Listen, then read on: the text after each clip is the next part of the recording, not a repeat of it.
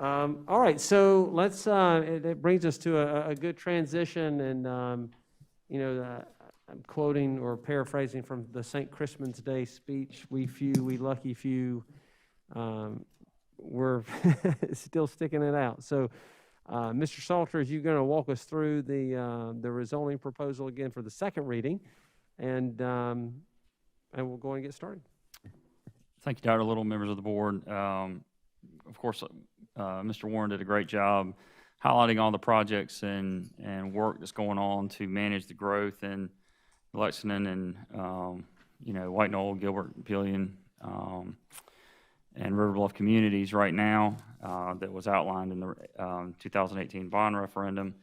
And with that growth and with that, that work that's going on, obviously when you build a new school to manage that growth, you do rezoning, and so that's why we're here again this evening discussing the attendance lines for the new Lakeside Raiders, as we can talk about now. So that's really exciting.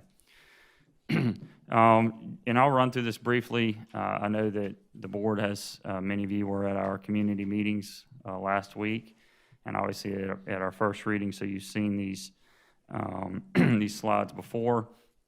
The attendance line rationale, obviously our goal is to use our facilities efficiently, and of course we try to minimize division of subdivisions and plan for future growth. And then, in this case, obviously we're looking to balance the enrollment from Lakeside and Meta Glen, so those are the two schools that are primarily affected in this scenario that we're discussing. So our current enrollment, as it stands now, we have a kind of a divider line here, which is essentially Old Chapin Road.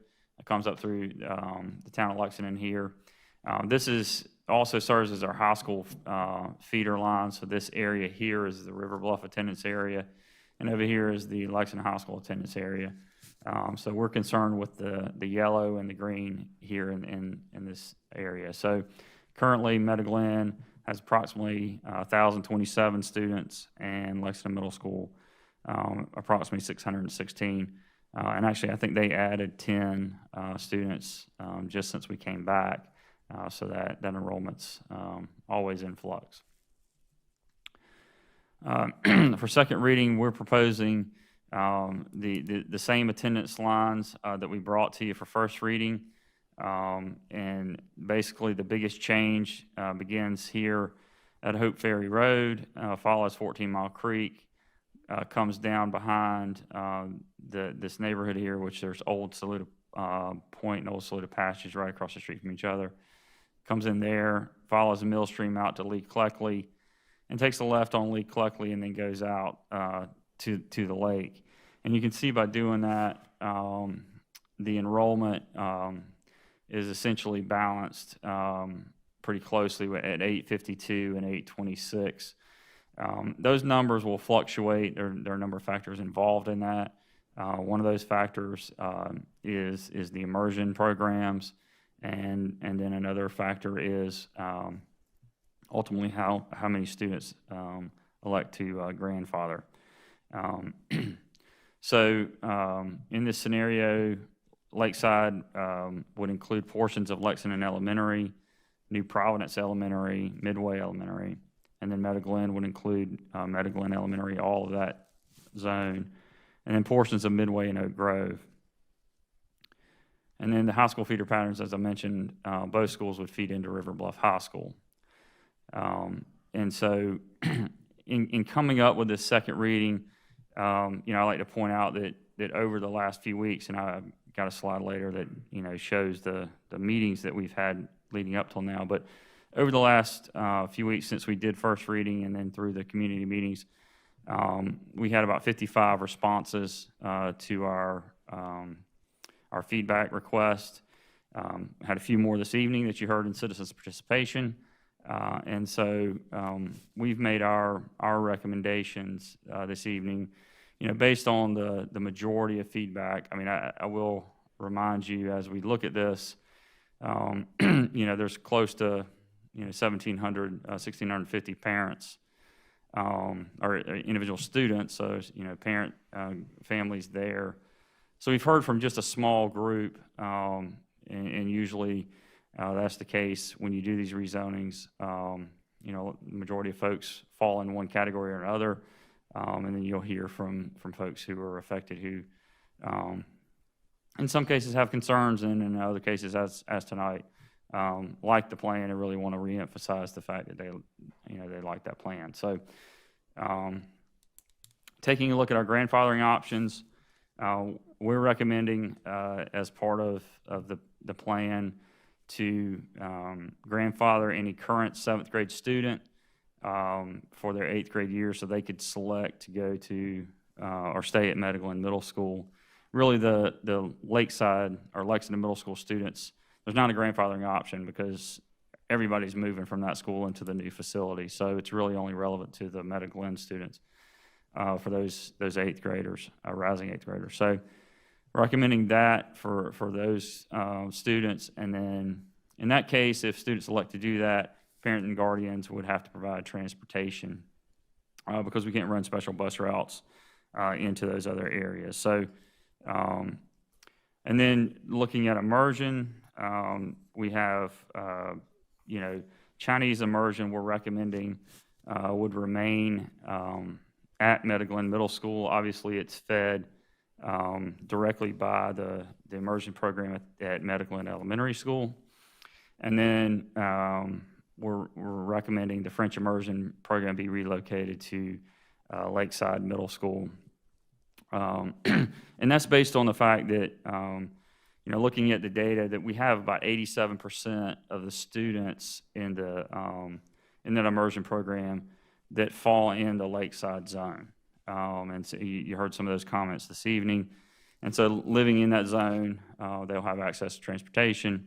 And also currently, that program is fed from Midway, and the majority of Midway students would end up feeding into that school. And so the 8th grade students, we talked about this at our last public meetings that we had last week. There was some survey done about those students and whether they wanted to grandfather and stay at Meadow Glen or move. Currently, I think as of today, we had heard back from 23 out of 25 students wanted to stay at Meadow Glen Middle School, and so we're recommending at this point that 8th grade cohort of students would finish out at Meadow Glen Middle School, leave the program there for that 1 year at the 8th grade level, with 6th and 7th grade being located at Lakeside. I mentioned these meetings before. Obviously, we've been through a number of these now. We're down to the second reading this evening, and the third reading would occur on February 15th, and that would be the final reading. And at that point, we would, once the board approves lines and grandfathering requirements, we would send out those letters. Mr. Caldwell's office does that and has a pretty quick turnaround on those within a few weeks. We get that information back, and then that allows Ms. Price's office in HR to start the staffing process with the schools and get that lined up as we enter into the budget time frame. So it lines up. And in pretty well. time for football tryouts. Oh, yes, ma'am. Yes, ma'am. And that's, that is very important. We actually shifted this timeline up this year by a month, and that was really primarily due to staffing and the pressure to get our staff situated as we go into budget. However, it also has some other benefits in that it lines up with cheerleading tryouts, football tryouts, and all the other extracurricular activities the kids are excited about looking at and committing to. So that does work out really well if we can do the third reading there on the 15th of February. And so parents at home can go out on our website, click on this link, and plug in their address, and it will show them what schools they're zoned for, based on the new proposed lines. The existing link is still out there if you wanted to check on your current schools as well. But that's a really handy tool to be able to get the exact information about where you would go based on your address, and that's on our website. So with that, I'll be happy to answer any questions the board may have related to the zoning. I just want to go on record to say again, thank you for you and your team. It's pretty amazing how we go through this rezoning process and all the dominoes that fall with everyone. And it's no small feat. So again, I think y'all handled that very well. I was impressed with the citizens' participation. So yeah, thank y'all. Yes, sir.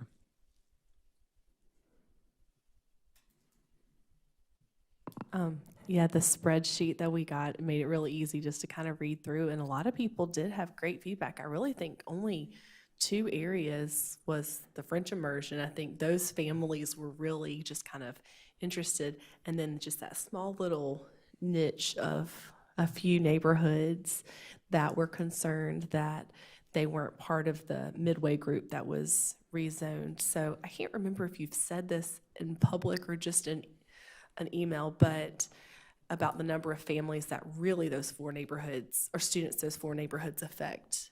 But that Sure. might be something good just to kind of say so that people listening can hear. Sure. The areas that you're talking about, I think, are right in this area right here. It's kind of a little triangle right in Yes. here. Uh-huh. Neighborhoods right at the end of Millstream and Saluda River Club in this area. Right, because when people say it's only 4 neighborhoods, but that Yeah, it's is approximately 120 impactful. students. Right. And so you can see if you move 120 students from, you got to take them from here, put them over here. it's a swing of 240, really. Yeah, it's a real big swing.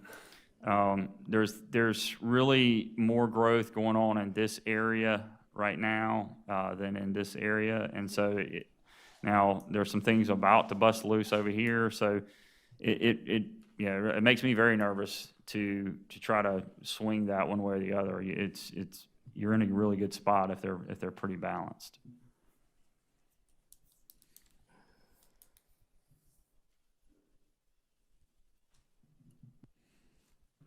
Okay. Well, just as an aside, I know I want to shout out to our communications team. Catherine and Megan and the team has done a great job collecting the feedback, showing up and doing all these graphics. And of course, Mr. Warren is behind the computer stuff as well. And so, but as we continue to get feedback, throughout the next month before we meet again, we will continue to share that with you guys. And we'll probably try to do it like once a week. If we get unless we just get an inordinate amount of feedback at one time, we'll go ahead and pass that on. But we'll try to pass that information on to you guys as you get ready for the meeting on the 15th. Thank you.